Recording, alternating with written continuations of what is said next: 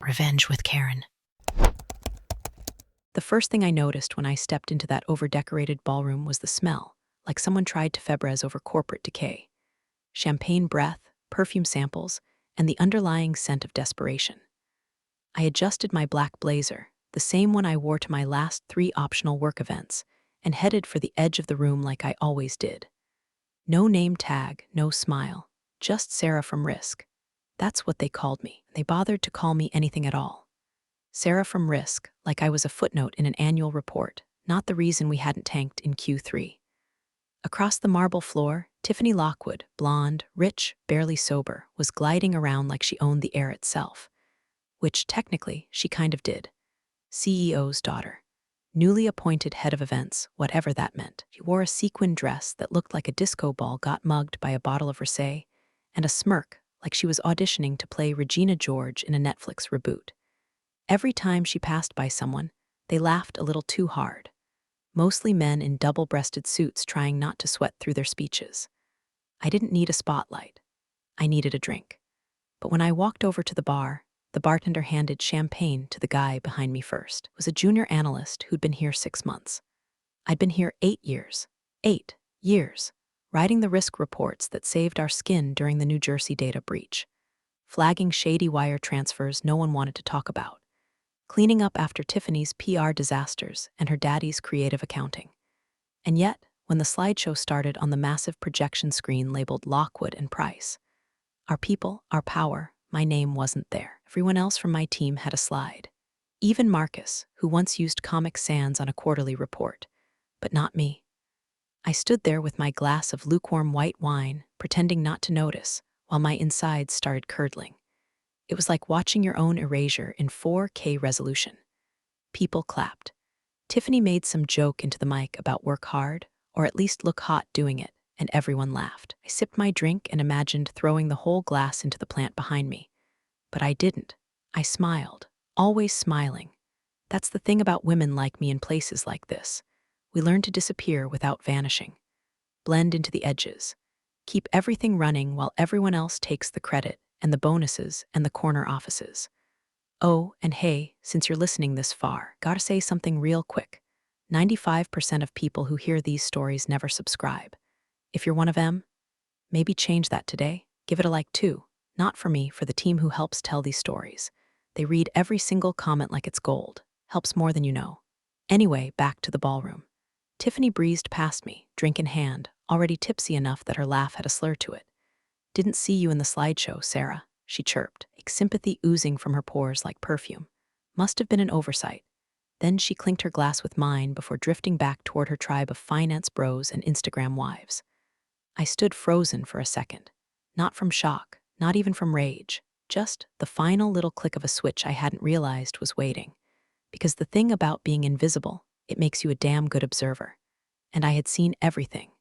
Every audit Tiffany's friends brushed off, every discrepancy in her dad's quarterly bonuses, every time an investor's concerns got buried under PR fluff, and I wasn't just Sarah from Risk anymore.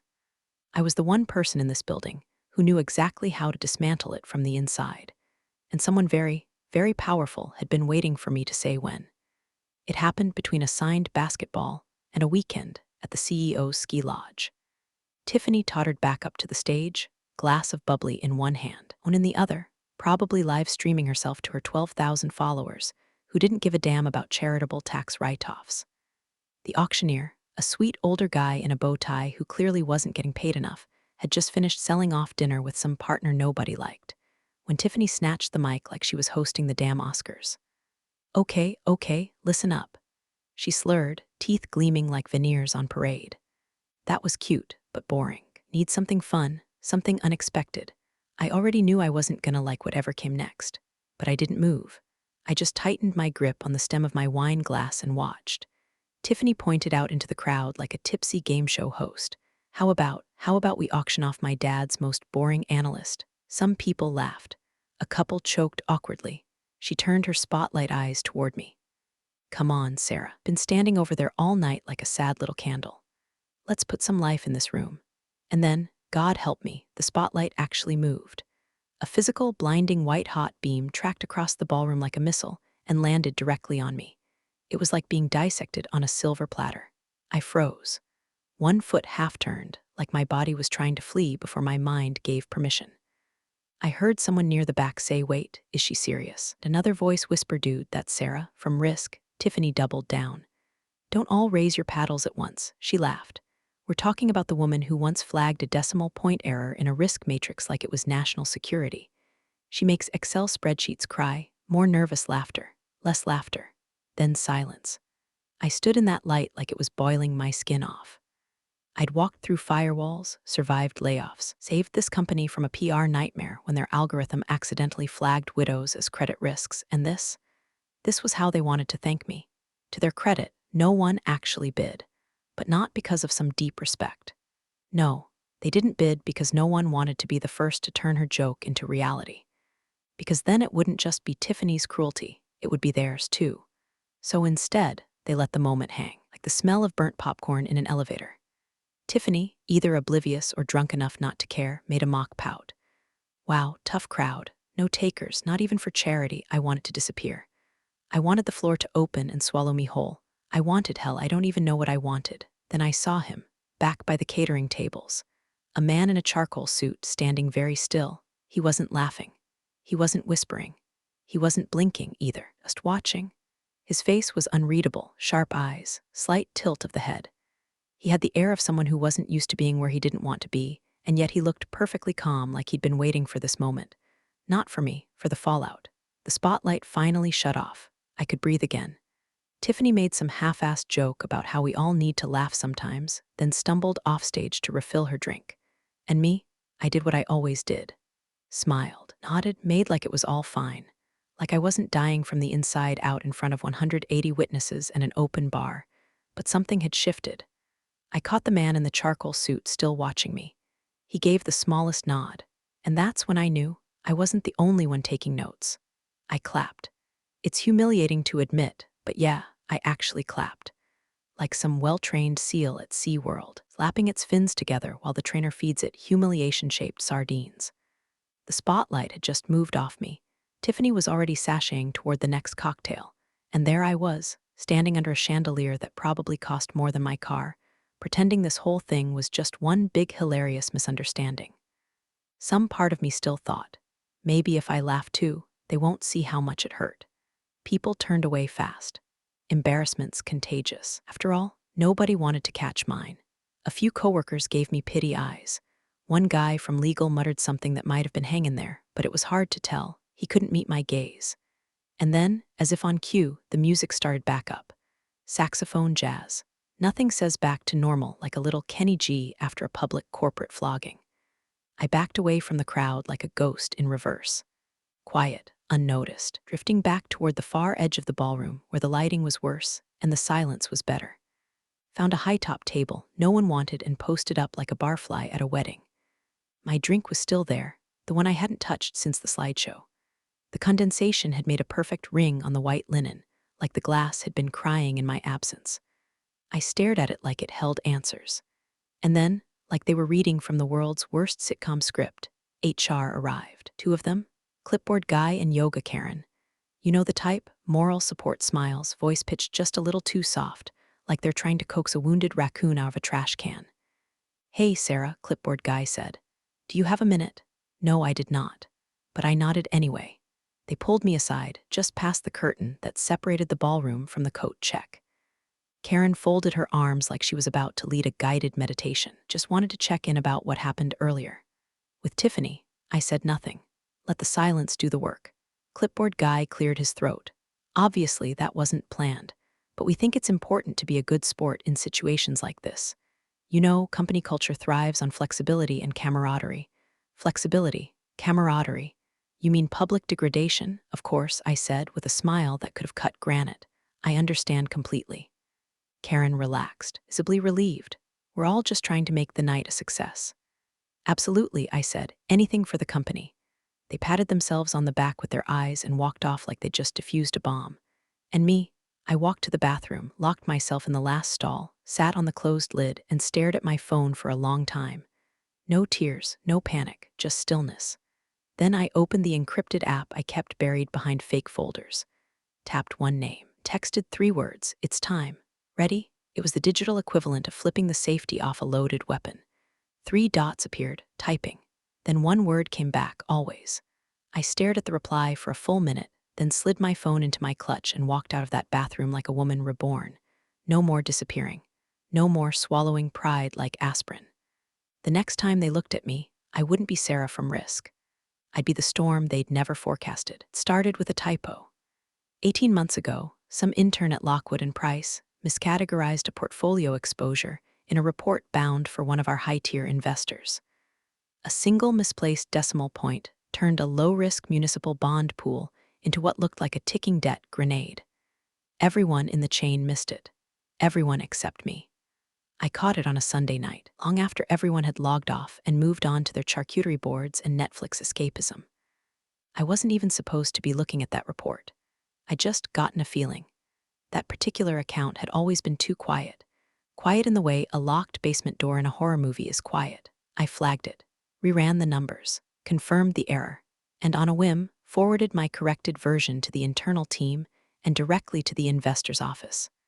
A risk move, sure. I could have gotten my hand slapped, but I didn't. Instead, I got a 1-line email from someone I'd never spoken to before. "Vincent Lang appreciates your discretion. He would like to speak." We didn't talk much, not at first. No phone calls, just the occasional encrypted message. He didn't care for company newsletters or analyst reports. He liked raw data, patterns, signals that told a bigger story. I fed him what I could when I could, wrapped in enough legalese to keep me off HR's radar. And slowly, quietly, a strange sort of rapport built between us. I learned that Lang ran a firm so private, even other private equity firms speculated about it. He was the kind of man who didn't bother to get even. He got everything. I never asked what he wanted from Lockwood and Price. I just gave him the bones to pick clean. And when the time came, Tiffany turned my dignity into confetti under a chandelier. He didn't need convincing. He was already circling. Present day, 2 days after the gala. Lang picked the location, the Conrad, just 2 blocks from headquarters. The kind of hotel where the espresso costs $12 and the lobby smells like subtle power. We met in the lounge. No entourage, no suit armor. He wore a crisp navy shirt with the sleeves rolled once, or arms inked in faded symbols I didn't recognize. His watch cost more than my salary, but he sipped his coffee like a man with all the time in the world. I sat down across from him, trying not to look like someone who'd spent the last 12 hours replaying her own public auction on a loop. "You look well," he said, voice calm and neutral. "I've been better." He nodded once, then slid his phone across the table. On the screen was a chart, shares, voting rights, financial levers I knew like the back of my hand. Lang had already secured several of our minority stakeholders. Quietly, surgically, I blinked. "You've been busy." He didn't smile, just watched me. Then he said like it was a weather update, "How soon can I buy this company?" No drama, no drum roll. Just a declaration of war dressed as a question. My throat went dry. I looked down at the phone again. At the numbers, the math of it. The math was perfect. There was no counterplay. Not without someone like me on the inside. Someone who knew where the blind spots were buried, where the audit trail ended, and where Tiffany's lipstick-stained fingerprints began. "Depends," I said, careful. "Are you trying to own it or fix it?" He tilted his head, eyes sharp. "I don't buy broken things," he said. "I buy leverage." I stared at him a second longer, then nodded. "You'll have it." For the first time in months, I felt something melt beneath my ribs. A long-held, compressed pressure loosening its grip. Because I wasn't alone anymore. I'd been invisible long enough. It was time for them to see exactly what I'd been building in the dark. The first sign that the tide was shifting came in the form of an email. Tiffany CC'd me on it at 6:07 a.m., an hour she normally reserved for sleeping off Prosecco or booking overpriced Pilates classes. Subject line was, "Urgent. Can you loop in on these investor questions?" The body of the message was chaos wrapped in passive aggression. 3 paragraphs of vague panic and 1 spreadsheet with all the formatting of a ransom note. Apparently, 2 separate institutional investors, both with sizable positions, had started asking very pointed questions. Questions Tiffany couldn't answer, not with Daddy's charm or her usual PR glitter bombs. The queries weren't dramatic on the surface, just quiet, surgical pokes into discrepancies in Q2 versus Q3 forecasting, anomalous expense spikes, a few oddly routed vendor payments. But I knew the language. That wasn't investor curiosity. That was a scalpel sliding between the ribs. I responded with a cheerful happy to help, and blind copied Lang's legal liaison. Then I forwarded the spreadsheet to my private server, annotated the inconsistencies, wrapped it all up in a bow of plausible deniability. One click, one drip of arsenic in the wine glass. Tiffany tried to play it cool for the next week. Tried. She doubled down on her ice queen persona in meetings, cracked jokes at my expense, and even started wearing power suits that made her look like a villain in a CW courtroom drama. But I saw it, the little slip-ups. The way she kept checking her phone mid-sentence, the way her laugh came half a second too late, like her brain was busy running damage control behind her eyes. Then came the retraining. Another email. Subject line, team support opportunity. Translation, babysit someone useless until they either get promoted for nothing or wander off to another firm. Her name was Madison, fresh out of an MBA program that specialized in brunch and buzzwords. Tiffany's former sorority sister, as subtle as a brick through a window, introduced her in the Tuesday all-hands like she was the second coming of financial foresight. Madison's joining as our new VP of Strategic Initiatives, Tiffany said, beaming with white teeth and the enthusiasm of someone handing off a ticking time bomb. Sarah will be helping her get up to speed. I smiled, looking forward to it, and oh, I was. Because what Tiffany didn't realize, what she never realized, was that I wrote half the damn training documentation Madison would be pretending to read. I'd buried enough breadcrumbs in our internal systems to choke Hansel and Gretel, and every click Madison made under my guidance, it echoed in a shadow database already shared with Lang's compliance team. We met 3 times a week in a glass-walled conference room. Madison was bright, I'll give her that. But she was also eager in the way a toddler is eager to drive a semi-truck. Every third sentence began with, Tiff said, followed by some inane observation about synergy or team culture.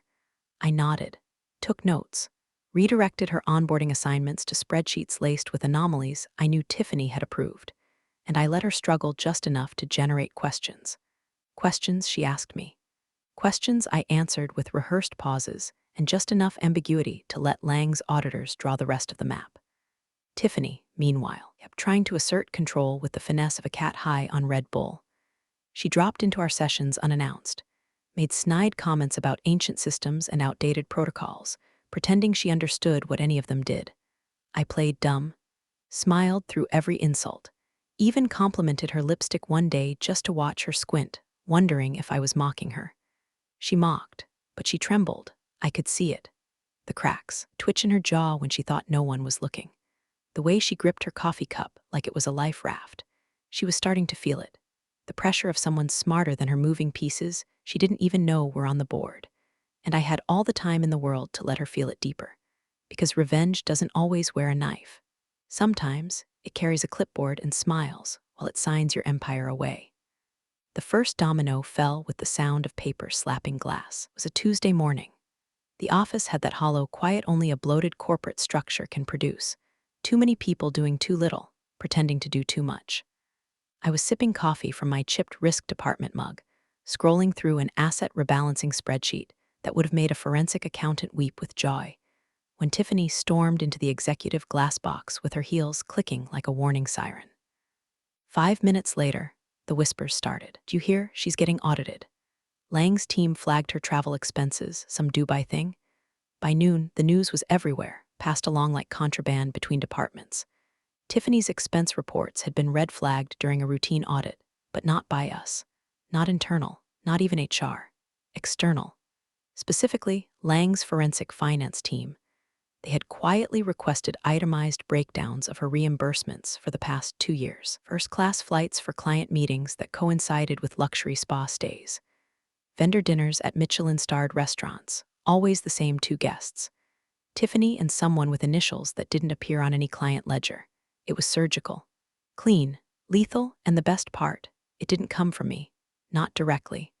I'd merely left doors unlocked and paper trails lit well enough for someone competent to find. By Wednesday, CEO himself was pacing in and out of Tiffany's office, voice rising and falling in muffled bursts. Why is Vincent Lang digging into our exec team? How long have they had this access? Who authorized this? I stayed in my cubicle, quiet, invisible, the way they always liked me, until HR came knocking, two of them again. Clipboard guy and yoga Karen, this time in suits. Sarah, clipboard guy said, voice tight. Can we talk in conference room B? Conference room B was HR code for we're documenting this one. The walls were lined with fake ferns and motivational posters that hadn't been changed since 2009. I walked in calmly, placed my coffee on the table, and waited. Karen cleared her throat. This is just a check-in. A little feedback session, of course. Your recent interactions with senior leadership have raised some concerns. I tilted my head. Like what? There's been a tone, clipboard guy offered. Perceived unwillingness to collaborate. Can you give me an example? He blinked, unprepared. Karen shuffled her papers. This isn't disciplinary, she said quickly. Just proactive conflict mediation. They slid a form across the table. HR speak for shut up and sign or we escalate. I read every word slowly. Took my time. Then I smiled, signed it neatly, and stood. Oh, I said, slinging my bag over my shoulder, I almost forgot. I placed a USB drive on the table, slid it forward with one finger. Recording of this meeting. For my own notes, you understand. Karen paled. Clipboard guy's mouth opened, then shut. Have a good rest of your week, I added, and walked out before they could find the words to stop me. 15 minutes later, that file was in Lang's inbox, along with a tidy little audio package labeled HR Intimidation Audio 6 to 13. That night, I didn't go home. Went to a tiny cocktail bar 2 blocks from the office, sat alone, and drank something aged in a barrel older than Tiffany's career. I stared at the phone as the sky outside turned orange, and I knew it wasn't over yet, because people like Tiffany, they always make one last mistake, one final, spectacular insult. They can't help themselves. They think if they scream loud enough, the glass will stop cracking. But by now, the cracks were spiderwebbing across everything she touched, and I was done holding the glue. The second time she did it, I didn't flinch. Not because it didn't hurt, God, it did. Worse than the first time. The first time was shock. This was calculation, premeditated cruelty, delivered with lipstick, diamonds, and a cocktail in hand. The gala was louder this time, bigger, black tie. 1,000 candles lit the grand ballroom like we were inside a luxury mausoleum. Chandeliers dripped crystals. Champagne poured endlessly. Air was thick with hedge fund testosterone and aging perfume. And Tiffany Lockwood, the CEO's daughter, was right where she always wanted to be. Center stage, drunk on her own relevance. She was wearing silver, floor length, slit up the thigh. A glittering revenge dress, like she knew her throne was starting to wobble, and figured sequins could keep the kingdom together. Her hair was perfect, her cheeks flushed, and her ego completely untethered from reality. Charity auction was already a mess. Someone had just bid 20 grand for a sunset golf trip with our CFO like that wasn't a cry for help. Tiffany, halfway through her 4th glass of whatever she was gulping, took the mic again. She didn't even wait for the auctioneer to finish his sentence. Okay, she said, slurring only slightly. Let's spice this up. There was a ripple through the crowd. Some people laughed, others just waited. She spun slowly, eyes scanning the room. Then she locked onto me. Where's my favorite buzzkill? She purred into the mic. Ah, there she is, Sarah from Risk, our own little spreadsheet sorceress. I was standing near the back. Alone, of course, holding a flute of flat Prosecco I had no intention of drinking. Tiffany pointed at me like I was a novelty, a party favor. Let's have some real fun, she said, voice rising over the music. Who wants to bid on Sarah this time? Come on, we all know she's single, fabulous, and probably has a filing system for her dating life. There it was, the laugh, from the front tables, from the back rows. Some real, some awkward, some from people who didn't even know what they were laughing at. But they laughed anyway, because that's what people do when the powerful humiliate the quiet. They play along. They tell themselves it's a joke, that it doesn't matter. I didn't move, I didn't blink. But I looked down, not because I was ashamed, because I knew what was coming. Tiffany twirled the mic between her fingers, drunk with spotlight. Going once, going twice. No one wants a high-functioning introvert with a pension plan, more laughter. Then a voice, not shouting, just loud enough to cut through the noise like a scalpel. 1 million. The room went dead. Forks froze halfway to mouths. Glasses stopped mid-sip. The DJ, who had been hovering near the stage, lowered his headphones like he'd heard a gunshot. Tiffany blinked, confused. What? Silence. Then the voice again from the back, I said, he repeated, stepping forward. 1 million. The crowd parted, and there he was. Vincent Lang, charcoal suit, no tie, calm as a midnight ocean. He walked slowly, confidently, as if this was all part of a schedule he'd already written. People started whispering. Tiffany's jaw went slack. I didn't mean, but Lang didn't look at her. He looked at me. And I stood tall, because now the game had rules. And I had brought the judge. You could have heard a pin drop on the marble floor. Vincent Lang's shoes echoed like a verdict with every step he took toward the stage. No security, no entourage. Just him, tall, deliberate, and coiled in the kind of stillness that makes men 3 times his size step aside without knowing why. Every head in that ballroom turned to follow him, breath caught mid-chest. The only one still trying to process reality was Tiffany, frozen behind the mic stand like she'd just summoned a demon without reading the fine print. He reached the edge of the stage, looked up at her. Calmly, "I'm sorry, sir," the auctioneer stammered, stepping forward with a nervous smile. We've already moved on from that item." Vincent raised one hand slightly. "No need for volume, just presence. I'm not here to bid." He reached into the inside pocket of his suit and pulled out a leather folio. From it, a document, signed, stamped. Then came the badge, gold embossed, custom. He held it up like a cop showing a warrant. But this wasn't law enforcement, it was ownership. "Vincent Lang," he said, his voice calm but charged, like a thunderstorm disguised as a lullaby. "Principal investor. Lang Strategic Holdings." You could feel the ripple, every exec in the room shifting uncomfortably, every spouse raising an eyebrow. Lang's firm didn't just buy in, they restructured. Vincent stepped onto the stage with the fluidity of a man used to walking into rooms that didn't invite him and leaving with the deed. "As of tonight," he said, taking the mic from Tiffany like he was plucking it from a child, "I am the new majority stakeholder of Lockwood and Price." Dead silence. He didn't blink. "And I'd like you all to know something," he continued, turning slowly to address the stunned sea of donors, executives, and deal sharks. "I didn't invest because of potential, or prestige, or branding." Then he turned to face me. His voice didn't rise, but it cut through the room like piano wire. "She's the only reason I bought in." You could feel it break. The collective gasp, the chorus of whispers. Phones lifted discreetly. A few gasps from the board members, who looked like someone had just thrown a grenade into their tax shelter. Tiffany didn't drop the mic. It slipped from her fingers like it had rejected her touch. It clanged once on the marble, the sound ricocheting through the silence like a gunshot. Lang looked down at it, then back at me, gave a subtle nod. He didn't smile. He didn't need to. The message had detonated. The woman mocked on this very stage just weeks ago had just been publicly named the reason for the firm's largest equity acquisition in history, not by some faceless fund or a shadowy shell company. By him. Vincent Lang wasn't just money. He was a scalpel in a world of sledgehammers, and now he owned the building. The board chair stood up near the front, so did the CFO. One by one, you could see the chain reaction unfolding, men and women realizing they were no longer aligned with the daughter of the CEO. They were aligned with me. And Tiffany? She stood there in a puddle of her own glittering silence, lips parted, breath caught, eyes darting around the room for someone, anyone, to save her. But nobody moved, because the power had shifted, irrevocably, and the woman she once mocked as boring now stood on the precipice of every door Tiffany thought was locked forever.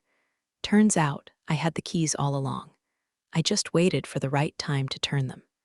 The next morning didn't begin with fireworks. It began with silence, the kind that hums like static in the bones of a corporate boardroom just before the air gets rearranged. The kind where no one sips their coffee because nobody remembers to breathe. I walked in 5 minutes early, sat at the long mahogany table like I belonged there because now I did. Vincent Lang was already seated at the head.